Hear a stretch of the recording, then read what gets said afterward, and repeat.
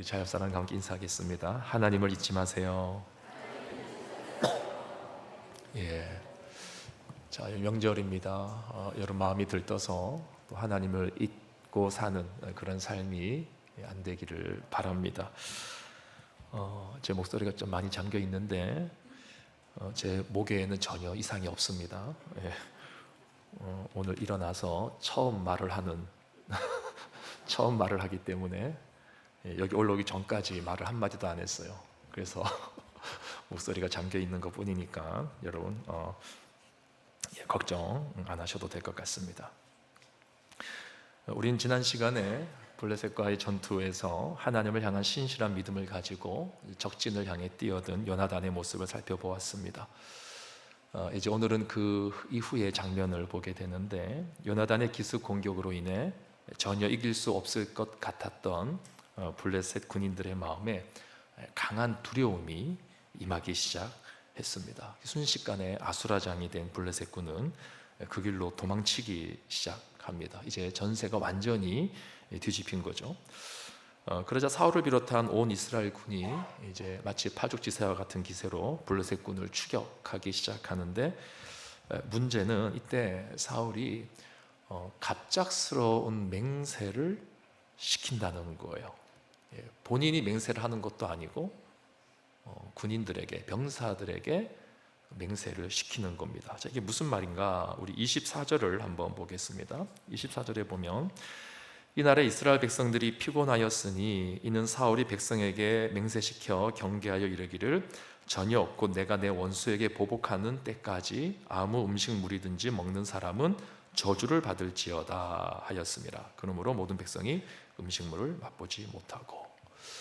자, 이게 지금 무슨 말이냐면요, 지금 블레셋 군을 추격하던 이스라엘 백성들이 상당히 지쳤다는 말이에요. 근데 그 이유가 뭐냐?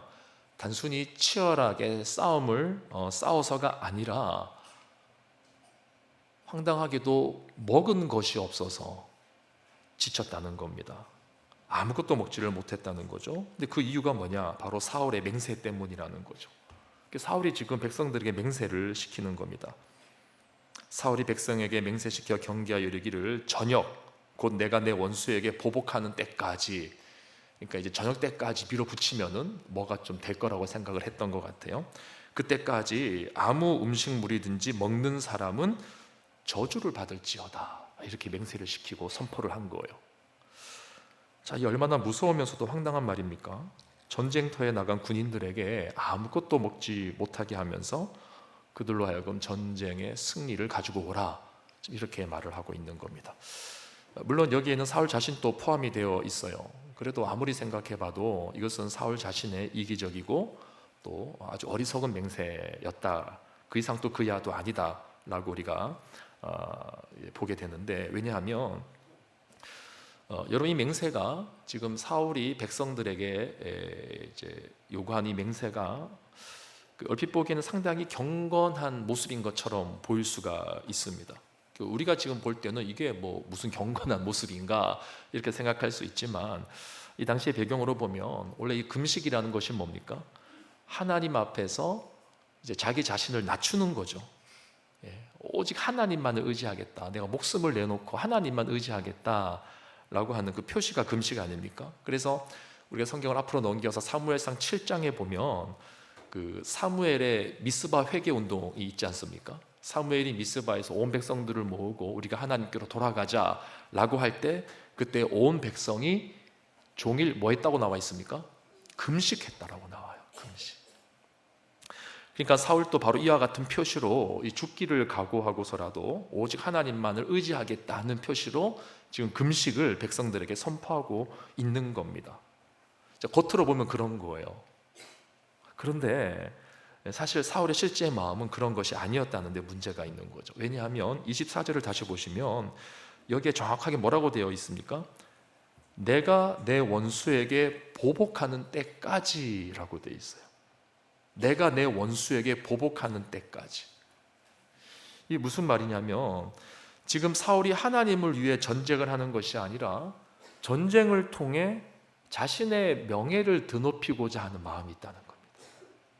이 전쟁을 통해 자신의 명예를 드높이고 자신이 사람들로부터 인정받고자 하는 마음이 있다는 거예요. 왜 그럴까? 왜 그럴까? 우리가 이것을 이해하려면 13장의 내용을 다시 한번 더 떠올릴 수 있어야 되는데요. 13장에 이 사울에게 아주 이제 그 청천벽력과 같은 소리가 떨어지죠. 13장에 어떤 일이 있었습니까? 사무엘이 사울의 불순종에 대해서 호되게 책망하는 장면이 나오지 않습니까? 그때 뭐라고 책망하냐면 더 이상 사울 너의 왕위가 영원하지 않을 거다. 아주 청천벽력과 같은 소리죠. 하나님께서 너의 왕위를 다른 사람에게 줄 것이다. 이렇게 사무엘이 책망했단 말이죠.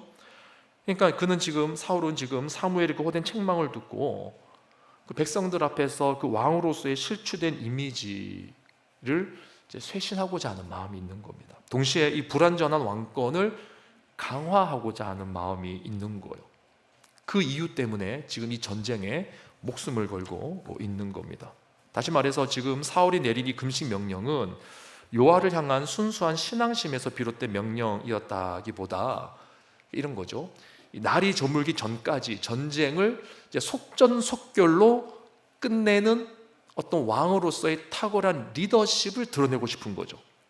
그래서 자신의 명예를 드높이고 그래서 그 왕권을 다시금 견고히 붙잡고자 하는 그런 어떤 그 철저한 계산 속에 이 금식을 선포하고 있는 것입니다. 여러분, 이것이 바로 오늘날 이 신앙생활을 오래 하신 분들이 가장 흔하게 빠지는 함정 중에 하나예요. 쉽게 말해서 자신의 그릇된 열심과 열정을 신앙이라는 이름으로 포장하고 있는 겁니다. 머릿속에는 자신의 계산이 엄청 많이 있어요. 그 계산대로 행하기 위해서 많이 열심히 수고하고 계획도 세우고 사람들도 만나고 협조도 구하고 뭐 이것저것 많이 하려고 합니다. 그러나 그 모든 것이 사실은 자신의 그릇된 그 열심과 열정을 신앙적으로 포장하는 모습이라는 거죠. 예컨대 자신의 목적을 달성하기 위해서 성경 말씀을 마구잡이로 가져다 쓰는 사람들이 있죠. 자기한테 딱 꽂히는 말씀, 그런 말씀을 막 이렇게 무분별하게 갖다 쓰는 사람들이 있습니다. 자신의 목적을 달성하기 위해서 하나님 앞에서 자신의 어떤 목적을 합리화하기 위해서 그런 말씀들을 가져다 쓰는 사람들도 있고, 또 그럴듯해 보이는 경건의 모습을 사람들 앞에서 드러내 보이기를 원하는 자들도 있어요. 아주 열심히 합니다. 그래서 여러분, 교회에서 진짜 열심히 하시는 분들은 둘 중에 하나예요. 둘 중에 하나예요. 별로 교회에서 열심히 하지 않는 분들은 지금 제 얘기를 잘 안 들으셔도 됩니다. 교회에서 아주 이렇게 열심히 행하는 분들은 둘 중에 하나라니까요. 여러분들이 스스로 분별하셔야 돼요. 정말 내가 하나님을 향한 열심을 갖고 있는 건지, 나의 철저한 계산 속에서 사람들 앞에서 보이기 위한 열심을 갖고 있는지, 둘 중에 하나입니다. 때로는 이 두 가지가 우리 안에서 공존할 때가 있죠. 공존하다가 어느 한쪽이 더 강해지느냐에 따라 가지고 그 모습으로 끌려가게 되는 거죠. 그래서 우리가 보면은 성령으로 시작했다가 육신으로 마치는 사람들이 있지 않습니까? 물론 그것이 이제 어떤 율법과 복음에 관련된 이야기를 사도 바울이 한 것이지만, 그것을 좀 더 확장시켜서 우리에게 거시적으로 좀 넓은 의미에서 적용을 해보면, 우리가 주님 앞에서 열심히 신앙생활을 한다고 달려왔는데 어느 순간 내 열정과 내 열심으로 신앙의 이름으로 포장해서 그렇게 신앙생활하는 분들이 있다는 거죠. 사실 교회 안에 문제가 생기는 이유가 이거 아닙니까? 내 안에 그런 모습이 강하게 나타날수록 내 소리가 커지고 하나님의 뜻보다는 내 색깔이 강해지고, 그래서 그 뜻대로 되지 않으면 하나님이 이렇게 말씀했는데 교회가 뭐 이런 식으로 하느냐, 뭐 이렇게 말하는 거 아닙니까? 또 다른 사람들을 향하여서 하나님 말씀이 이렇게 말하고 있는데 어떻게 넌 이렇게 행하고 있느냐, 이렇게 막 정죄하고 있는 거 아니에요? 여러분, 그 말은 맞는 말일 수도 있고 틀린 말일 수도 있어요. 물론 그것은 하나님이 판단하시겠죠. 그러나 우리는 스스로 우리의 모습을 돌아봐야 되는 것입니다. 이것은 마치 사도행전에서 바울을 잡아 죽이기 위해 조직된 유대인 비밀 결사단의 맹세와 같은 거예요. 사도행전 23장 12절에서 14절을 보면 바울을 죽이고자 동맹하는 자들이 금식을 선포하는 장면이 나옵니다. 여러분 기억나십니까? 우리 같이 한번 읽어볼까요? 시작. 날이 새매 유대인들이 당을 지어 맹세하되 바울을 죽이기 전에는 먹지도 아니하고 마시지도 아니하겠다 하고 이같이 동맹한 자가 40여 명이더라. 대제사장들과 장로들에게 가서 말하되 우리가 바울을 죽이기 전에는 아무것도 먹지 않기로 굳게 맹세하였으니. 자, 여러분 어떻습니까? 지금 바울을 죽이기 위해서 금식을 맹세한 자들과 오늘 본문에서 자신의 명예를 드높이기 위해서 금식을 맹세한 사울, 이 두 사람의 모습에 진한 공통점이 있는 거 아닙니까? 바로 자신들의 그릇된 열심을 하나님을 위한 열심으로 포장하고 있는 거죠. 이 바울을 죽이려고 하는 이 비밀 암살단, 결사단들은 자기들이 바울을 죽이기 전까지는 절대로 먹지 않겠다. 그게 경건한 신앙의 모습이라고 생각을 하는 거예요. 오늘 본문의 사울의 모습이 바로 이와 같은 것입니다. 우리도 마찬가지죠. 우리가 교회를 또 열심히 하고 또 경건의 모양도 있는데 사실 그것이 하나님과 전혀 관계가 없는, 그냥 관계만 없으면 다행인데 오히려 하나님의 뜻에 반하는 모습일 때가 허다하다는 것이죠. 그래서 여러분 이런 분들에게 드러나는 특징이 하나가 있어요. 바로 죄에 대해서는 둔감하고 오로지 자신의 성과를 드러내는 데에만 집중을 하는 그런 경향이 있다는 것입니다. 지금 사울의 모습이 딱 그런 모습인데요. 우리 36절을 한번 볼까요? 36절 같이 한번 읽어보겠습니다. 시작. 사울이 이르되 우리가 밤에 블레셋 사람들을 추격하여 동틀 때까지 그들 중에서 탈취하고 한 사람도 남기지 말자. 무리가 이르되 왕의 생각에 좋은 대로 하소서 할 때에 제사장이 이르되 이리로 와서 하나님께로 나아가시다 하매. 자, 이게 무슨 말이냐면 여러분 오늘 이 본문이 사실은 굉장히 긴 본문입니다. 우리가 다 안 읽었어요. 그래서 제가 중간중간에 이야기들을 좀 설명들을 많이 할 텐데 여러분 잘 따라오셔야 됩니다. 자, 이 36절 말씀, 오늘 본문에는 나와 있지 않는, 우리가 읽었던 그 성경 봉독에는 없는 말씀인데 이게 무슨 말이냐면 앞에 내용에 대한 설명이 좀 필요합니다. 32절 이하를 보면은요, 32절 이하를 보면 사울이 백성들에게 맹세시킨 그 맹세의 만료 시간이 저녁이었거든요.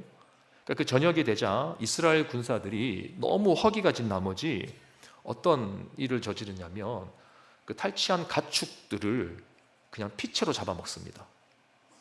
피가 있는 채로 막 허지가 잡아먹는 거예요. 근데 율법에 보면 동물을 피와 함께 먹는 것이 금지되어 있습니까? 허용되어 있습니까? 금지되어 있습니다. 이유가 뭡니까? 피는 생명의 상징이기 때문에 하나님께서 엄격하게 금하셨어요. 학자들은 이 부분에 대해서 생명의 상징인 피를 먹는다는 것은 생명의 주인인 하나님을 노골적으로 대항하는 것이다 라고까지 해석을 하기도 합니다. 따라서 백성들이 정신없이 이 피채 고기를 먹고 있을 때 사울이 어떻게 하냐면, 자, 우리 33절, 34절을 보겠습니다. 여기 보면 무리가 사울에게 전하여 이르되 보소서 백성이 고기를 피째 먹어 여호와께 범죄하였나이다. 자, 사울이 뭐라고 말합니까? 다 함께 시작. 너희가 믿음 없이 행하였도다. 이제 큰 돌을 내게 굴려오라 하고. 34절 같이 봅니다. 시작. 또 사울이 이르되 너희는 백성 중에 흩어져 다니며 그들에게 이르기를 사람은 각기 소와 양을 이리로 끌어다가 여기서 잡아먹되 피채로 먹어 여호와께 범죄하지 말라 하라 하매 그 밤에 모든 백성이 각각 자기의 소를 끌어다가 거기서 잡으니라. 자, 이런 겁니다. 지금 짐승의 고기를 피채 먹는 병사들을 향해서 사울이 이제 혼을 내고 있는 거예요. 뭐라고 혼을 내느냐? 33절에 너희가 믿음 없이 행하였도다 그렇게 말합니다. 믿음 없이 행하였도다. 그러니까 사울이 마치 대단한 믿음이 있는 것처럼 보이죠. 지금 여기서 믿음으로 번역된 말은 본래 배신이라는 단어예요. 히브리어로. 그러니까 상대를 기만하는 행위, 기만하는 어떤 배신. 이제 그 단어가 오늘 본문에서는 믿음이 없다 이걸로 이제 번역이 됐는데요. 그러니까 한편으로 보면 지금 사울이 좀 처신을 잘하는 것처럼 보입니다. 너희들이 지금 하지 말아야 될 일을 하고 있다. 하나님을 기만하고 하나님을 배신하는 행동을 하고 있다. 그렇게 말을 하고 있는 거예요. 그래서 어떻게 하냐면 이제 큰 돌을 굴려오게끔 합니다. 큰 돌. 왜 돌을 굴려오라고 하는 거예요? 돌 위에다가 짐승의 고기를 이제 짐승을 올리는 겁니다. 그래서 이제 피를 다 흘려 보내겠다는 거예요.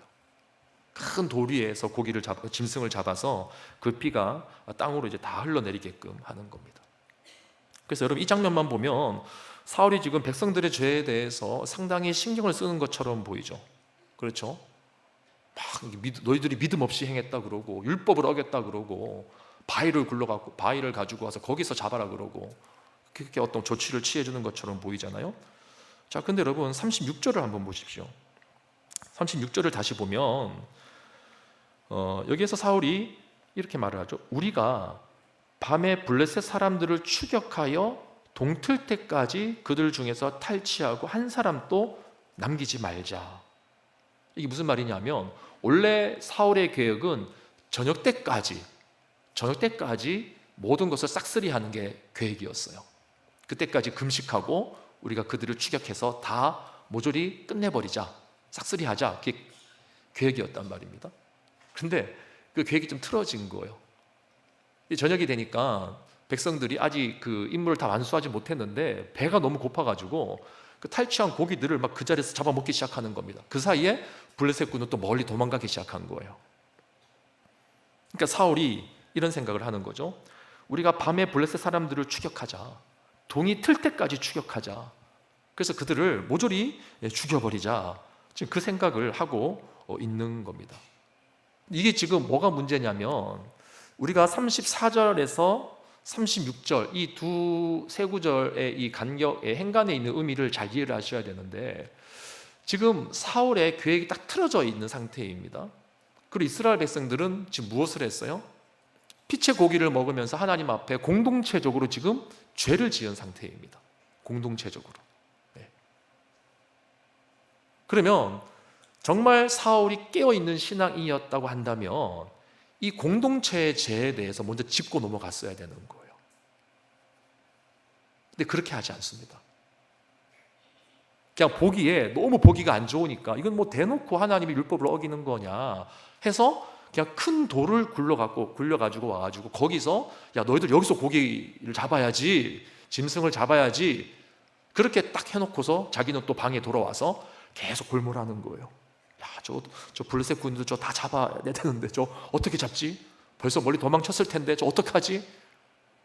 거기에만 계속 지금 골몰을 하고 있는 겁니다. 그러니까 백성들이 저지른 죄에 대해서는 수습할 생각은 하지 않고 앞서 말한 것 같이 그저 자신의 실추된 명예와 또 어떤 왕으로서의 성과를 드러내는 일에만 온 그 정신을 신경을 쏟고 있는 거죠. 여러분 이게 무서운 겁니다. 겉으로는 하나님의 말씀을 어겼다고 큰 돌도 준비해 줬어요. 더 이상 피채 고기를 먹지 않도록 자발적으로 사울이 나서서 뭔가 조치를 취해 주는 것처럼 보여요. 그러나 정작 피채 고기를 먹고 이미 하나님 앞에서 범죄한 그 공동체의 죄에 대해서는 사울이 아무런 반응을 하지 않고 있는 겁니다. 여러분 제가 이 본문을 보면서 우리 교회와 제 모습을 한번 생각해 봅니다. 우리 공동체가 하나님 앞에서 어떤 죄, 어느 공동체든지 간에 어느 교회든지 간에 그 공동체만이 가지고 있는 고유의 어떤 그 약점들이 있거든요. 교회마다 하나님이 주시는 은사도 있지만 그 교회마다 가지고 있는 죄의 색깔들이 있어요. 그래서 여러분 요한계시록에 보면 그 사도 요한을 통해서 수아시아 7교회를 향한 하나님이 말씀을 주실 때 각 교회들마다 하나님이 주신 책망의 말씀이 있었습니다. 물론 책망을 받지 않은 교회도 있었지만 대부분이 책망을 받아요. 그러니까 각 교회마다 나타나는 죄의 모습이 있는 거예요. 그 요한계시록에 나오는 소아시아 7교회는 이 지상의 모든 교회를 대표하는 교회인 겁니다. 그렇게 보면 우리 울산에 있는 우리 동강교회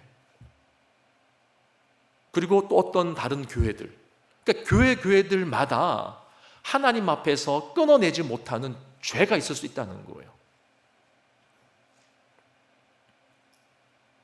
근데 거기에 대해서는 새로 부임한 목사가 신경을 안 쓰는 겁니다. 왜요? 그 괜히 건드렸다가 시끄러워진다 이거예요.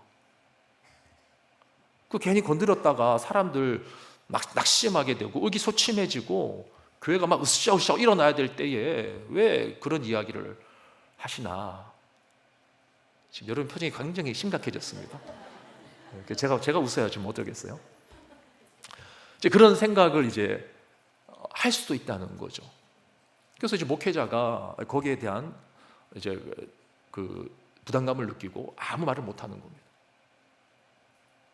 그리고 이제 기본적인 조치만 취해 주는 거예요. 오늘 사울이 이 돌을 갖다 주고, 야, 그래도 최소한 이렇게까지는 하면 안 되지. 그래도 이 정도 선에서는 그래도 좀 신앙에 좀 이렇게 모양을 좀 갖춰야 되는 것 아니냐. 이렇게 지금 돌을 하나 갖다 주고 거기서 고기를 잡아서 피는 빼고 먹어라. 그 정도의 조치만을 제가 한다라고 생각해 보십시오, 여러분들에게. 그래도 우리가 신앙인이니까 그래도 필사는 해야죠. 우리가 신앙이니까 말씀으로 묵상을 좀 해야죠. 그래도 교회 예배 시간은 지켜야죠. 기도는 해야죠. 아주 그 최소한의 것들만 제가 그냥 말을 하는 거예요, 그냥. 그래서 오늘 본문을 묵상하면서 제 안에 있는 이 사울의 모습을 심각하게 보는 겁니다. 여러분 어떠세요? 이것을 비단 교회와 담임 목회자의 관계만으로만 보지 말고 여러분과 여러분의 가정의 모습으로 한번 비유해서 보십시오. 적용시켜서 보십시오. 분명 우리 가정 안에 끊어내야 될 죄의 모습이 있는데 그걸 끊어내지 못하는 겁니다. 그냥 당장 눈앞에 보이는 뭔가 이렇게 드러나야 되는 어떤 성취해야 되는 어떤 그런 결과물 때문에 그냥 일단 덮어두자. 괜히 이거 건드렸다가 집안 분위기 이상해질라.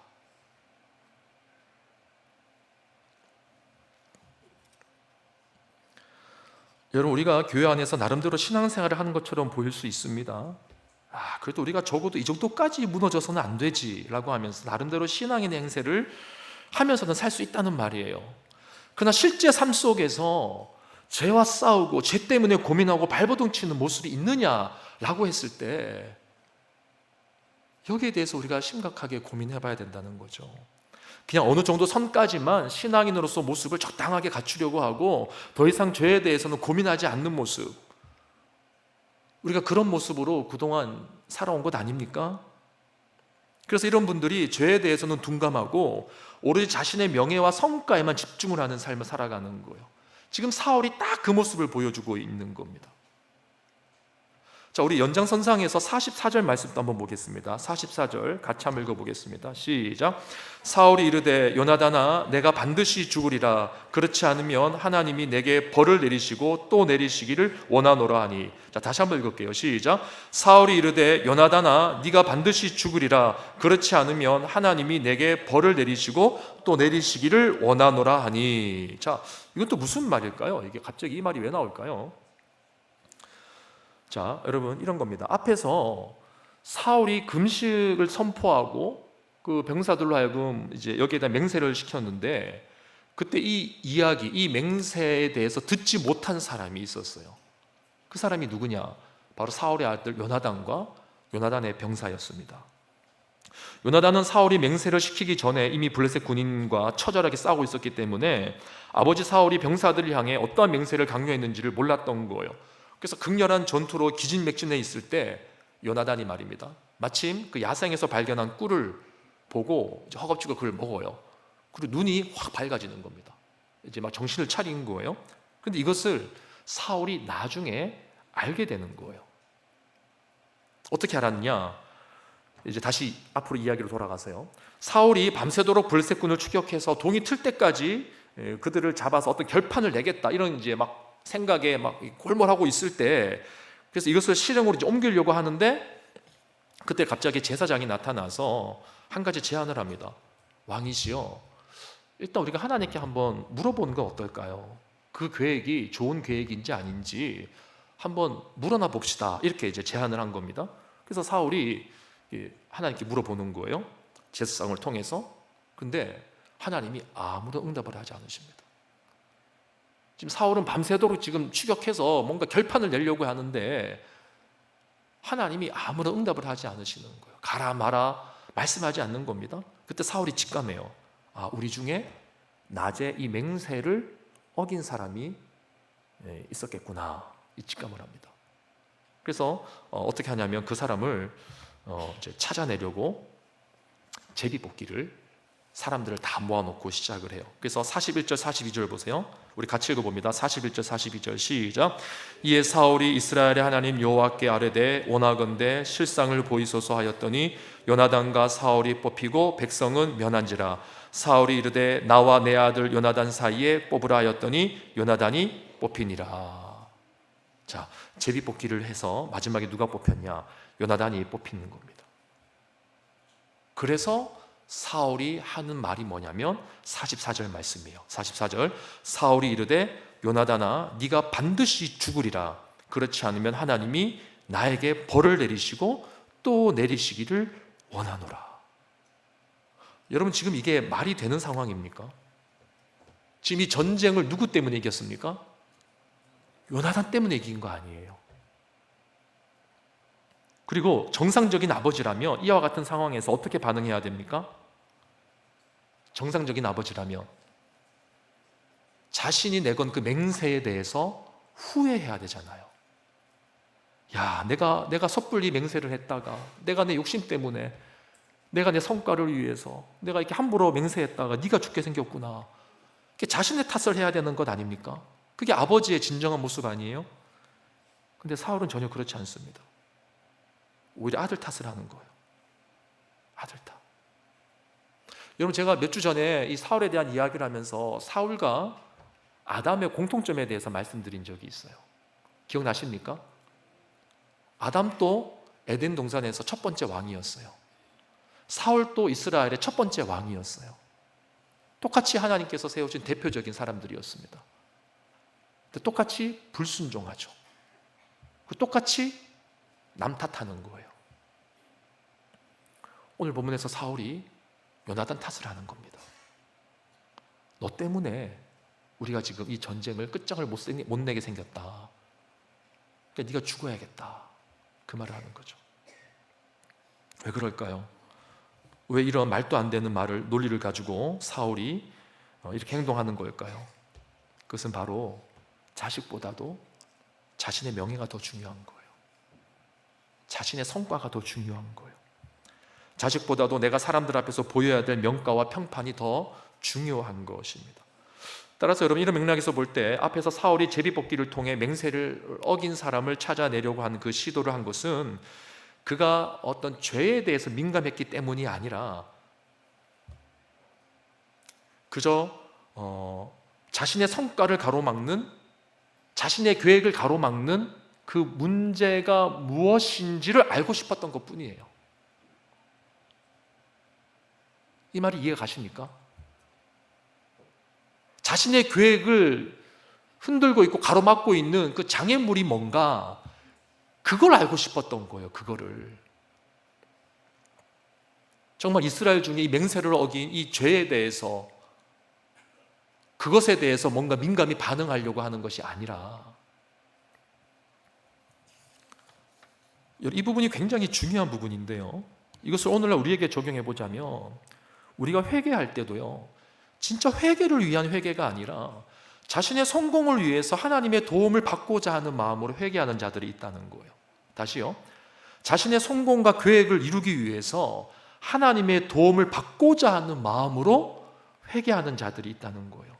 회개 그 자체가 목적이 아니라, 여러분, 회개가 그 자체가 목적이라는 말은 하나님과의 관계 회복이 우리의 목적이 되어야 된다는 뜻입니다. 우리의 회개의 목적은 하나님과의 관계 회복에 있는 거예요. 그런데 이것이 목적이 아니고 그저 자신의 인생의 목적을 달성하기 위해서 하나님의 심기를 거스르지 않을 만한 것들을 회개하는 자들이 있다는 거예요. 내가 혹시 하나님의 심기를 건드려서 하나님 나에게 벌을 주시고 그래서 내 계획에 차질이 생기면 어떡하나. 의외로 이런 생각을 가지고 회개 자리에 나온 사람들이 많습니다. 정말 많아요. 여러분, 이것은 우리가 하나님을 우상처럼 대우하는 겁니다. 하나님이 굉장히 싫어하는 거예요. 그건 참된 회개가 아니죠. 여러분, 하나님은 여러분들과 참 인격적인 관계를 누리기를 원하시는 겁니다. 인격적인 관계. 내가 만약에 어떠한 이루고자 하는 그 목적 달성을 위해서 혹시라도 하나님의 심기를 건드리는 모습이 있을까 해서 하나님, 내 죄를 가르쳐 주세요, 내게 회개하기를 원합니다 라고 말한다는 것은, 글쎄요, 회개 기도를 전혀 안 하는 사람보다는 나을 수도 있겠다 볼 수도 있겠지만, 그러다가 또 나중에 진정한 회개의 자리로 가게 될 수도 있으니까요. 그런 차원에서. 그러나 그러한 자세 자체만을 봤을 때는 하나님이 봤을 때 굉장히 서운한 자세인 거예요. 우상 대하는 거하고 똑같은 겁니다. 우상을 대하는 것하고. 우리가 우상 앞에서 지극정성을 다하는 이유가 뭡니까? 뭔가 우상의 심기를 건드리지 않고 우상으로부터 뭔가를 얻어내려고 하는 마음이 있는 거잖아요. 여러분, 하나님은 우리가 자신의 원하는 바를 이루기 위해서 하나님께 순종하는 것이 아니라 하나님 아버지를 사랑해서 하나님을 사랑하는 것 자체가 목적이 되는 인생, 그 인생을 살아가기를 원하시는 분이라는 거예요. 여러분, 하나님은요, 우리가 목적이셨습니다. 하나님은요, 우리가 아직 죄인 되었을 때에 우리를 사랑하셨고, 그래서 자신의 독생자 예수를 우리에게 보내주신 거예요. 하나님에게는 우리가 목적인 거예요. 하나님은 절대로 여러분이 수단이 아닙니다. 근데 우리는 하나님을 수단으로 이용하려고 하는 거죠. 회개조차도 수단으로 이용하고 있는 거죠. 이 말씀을 준비하면서 제 자신을 참 많이 돌아봅니다. 제 안에도 분명히 하나님께 잘 보이려고 하는 마음이 있는데, 이것이 과연 하나님을 사랑해서 그런 건지, 아니면 내 안에 그 무언가를 이루어내기 위해서 내가 하나님 앞에 순종하려고 하는지. 저는 요즘 이 사울의 모습을 보면서 제 안에 감춰진 사울의 모습을 정말 많이 보고 있어요. 어떨 때는 제 모습이 너무 부끄러워서 기도하는 것조차도 민망할 때가 있습니다. 제가 이제 이렇게 기도하는 거죠. 하나님, 예를 들어서 오늘 설교 준비 잘해서 하나님의 영광이 드러나게 해주시고 온 성도님들이 은혜 받게 해주세요. 근데 그 기도 속에 가만히 제 속내를 들여다보면 내가 설교를 잘해서 사람들이 나에 대해서 욕하는 일이 없기를 바라는 거예요. 인정해 주기를 바라는 거죠. 사람들 앞에서 이 예배 1시간 동안 잠시 신실한 목사인 것처럼 보이고 싶은 거죠. 제가 이런 마음을 가지고 설교를 준비하는 기도를 하고 있더라는 거예요. 하나님의 영광은 무슨 영광입니까? 그냥 제 영광 드러내고 싶은 거 아니에요? 하나님을 사랑하는 마음이 없어요.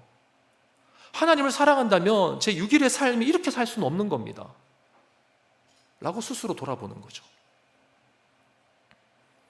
저는 제 자신의 영광을 더 사랑하고 있더라고요.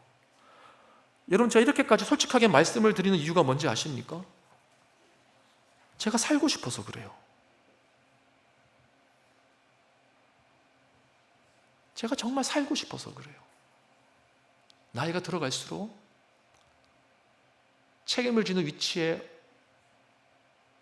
올라가면 올라갈수록